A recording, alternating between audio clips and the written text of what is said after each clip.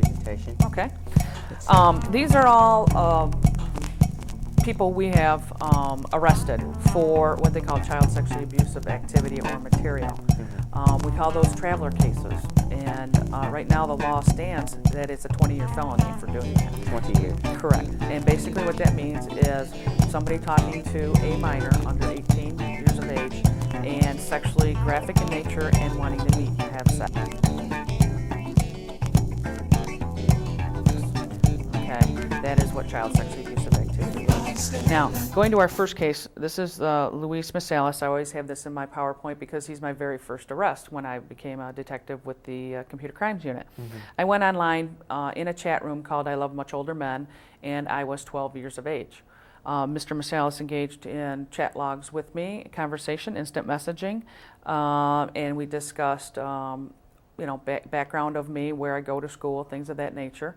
And then he got a little bit more graphic, talking about sex and what he'd like to do to me. And then eventually he said he wanted to meet me.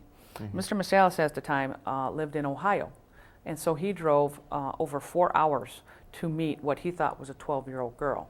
So, excuse me, but this is undercover investigation, or was this actually? No, this was an undercover investigation. This was my first arrest. Okay, so he actually drove, what's it, 4 hours to meet Over you? 4 hours from Ohio to meet me.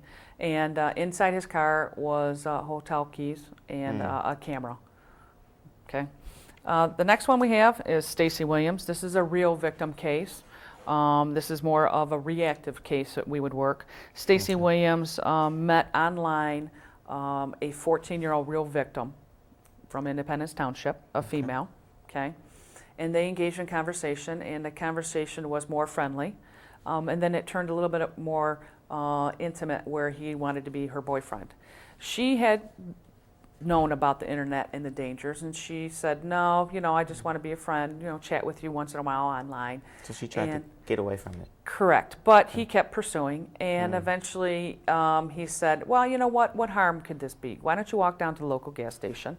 I'll pick you up. I'll take you to Great Lakes Crossing. You can see what a great guy I am. We'll be out in the public. We can sit and have lunch, or, if we want to go shopping, I'll get you something. She said, well, what harm could that be? We'll be out in public. If something happens to me, I can scream and shout. So she felt pretty safe and secure about that. So she walked down to her local gas station on the corner. He picked her up, where in turn he decides to tell her that his car is malfunctioning and he needs to go home and fix it before they can go to Great Lakes Crossing. And this was all a setup, wasn't it? Oh yes, this was set up by Mr. Williams. When they go back to his home, that's where he proceeds to molest her. He drives her back to the gas station, drops her off. Now, most child rape cases, the victim does not come forward right away, so we lose a lot of evidence. So several weeks after the fact, she comes forward and does state that she met Mr. Williams online, and that he had indeed molested her. The detective on the case called us and said, what can we do to bolster our case? So my sergeant went online, set up basically the same profile as the 14-year-old had, and lo and behold, Mr. Stacy Williams hit on that profile. The scenario went the same. I don't trust you. I don't know you. I just want to be friends. Oh, you'll see what a great guy I am. Why don't you walk down to your local gas station, Great Lakes Crossing, the same scenario. When he did show up at the gas station, he was arrested. And because of the effort we put forth in doing that, the child did not have to testify. Mr. Williams took a plea and is serving 20 to 40 years. Now, what I notice about the pedophiles here is they try their hardest to get what they want. Correct. And they're going to keep trying until they do so, or till the person doesn't let them.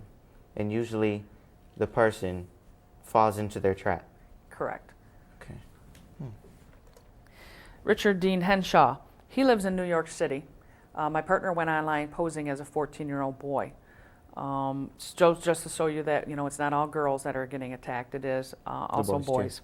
The conversations ensued. He entered a male-for-male chat room. Mr. Henshaw engaged in instant message conversation with him over the course of a couple of days. And Mr. Henshaw was graphic in nature about sex and flying from New York to Michigan to meet the 14-year-old boy to have sex. And he was serious about that? Oh, yes. He flew into the Flint airport. Our surveillance units followed him down to the meet site where he was arrested, and he's serving a 4-year term. 4 year. For child sexually abusive activity. Jason Syracuse. Syracuse. This is a professor over in England who went to a website and entered a website for downloading of music, MP3 files. And a 12-year-old, no, I should say a 13-year-old girl entered the same website, downloaded some music, and she went into a chat room that was designated for that specific artist that she liked, where she encountered Mr. Syracuse. During the course of a year, they engaged in a romantic love affair over the internet. There was also cards sent for their anniversary, 1 month, 3 month, that kind of thing. He sent her phone cards so she could call him. He sent her phone card. Correct. Eventually sent her a cell phone where she could call him direct. And you paid for it too? He paid for everything, yes.